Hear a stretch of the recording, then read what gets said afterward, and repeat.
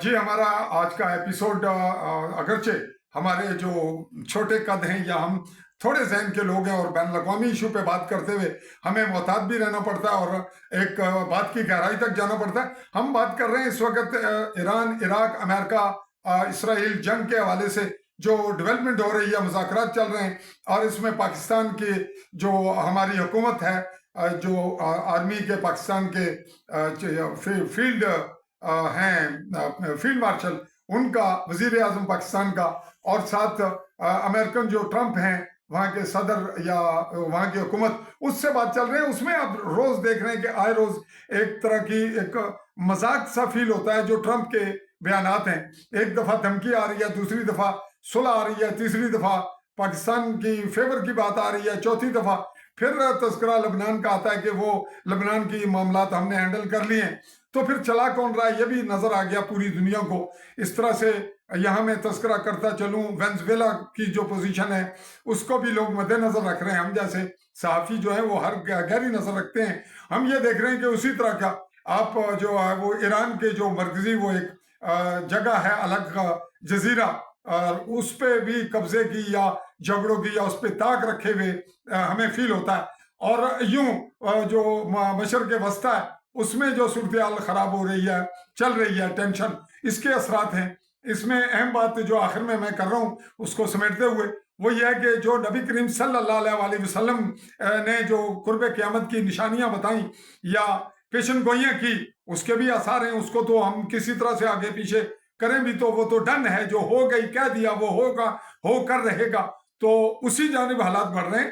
اگرچہ ہم جیسے لوگ اپنے فلسفے اور اپنے بڑے بڑے ولاگ بنائیں، بڑے جو ہے نا وہ ہم ویور اکٹھے کریں، کہیں ہم اپنے جو ہے نا وہ فالور کی اضافے کریں، مجھے حیرت ہوتی ہے کچھ دوستوں کے اس کام پہ۔ لیکن چلیں، ہر آدمی کا جتنا جو کمپیوٹر ہے، جتنے اس کے ذہن ہے، ویژن ہے، سوچ ہے، اسی کے مطابق بات کرے گا۔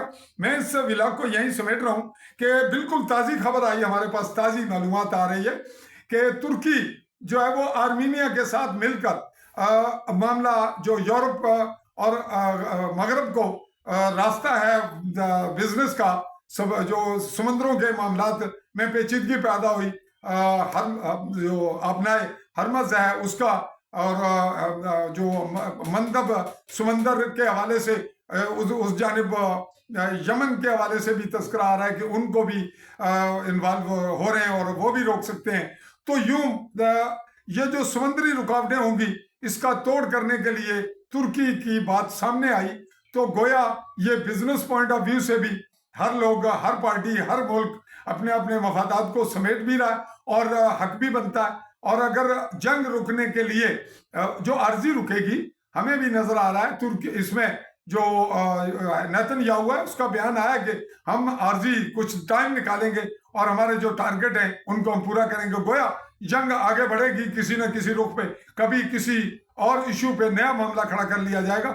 تو ہمارا ولاگ یہاں پہ ختم ہو رہا ہے کہ ترکی نے آرمینیا، جس کے ساتھ آذربائیجان کی جنگ میں جو ترکی کا رول تھا وہ آذربائیجان کے ساتھ رہا، اور یہاں سے کچھ یہاں پاکستان کے تذکرے بھی وہاں آئے۔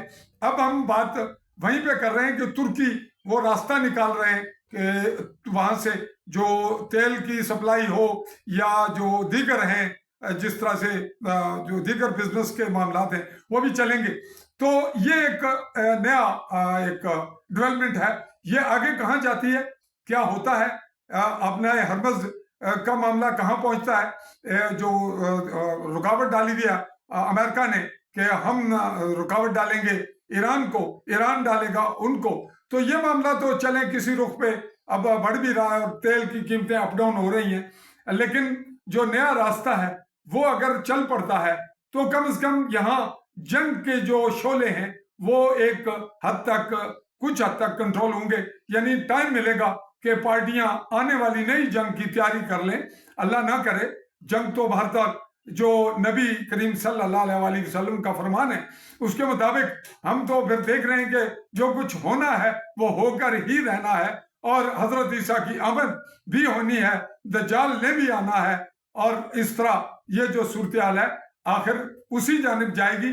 لیکن فی الوقت تبصرے اور تجزیے ان میں ہمارا بھی یہ ایک نیا اضافہ ہماری بات کا ہو گیا کہ آرمینیا اور ترکی کے راستہ آنے والے بزنس کے لیے کھلے گا. دیجیے اجازت. اللہ حافظ.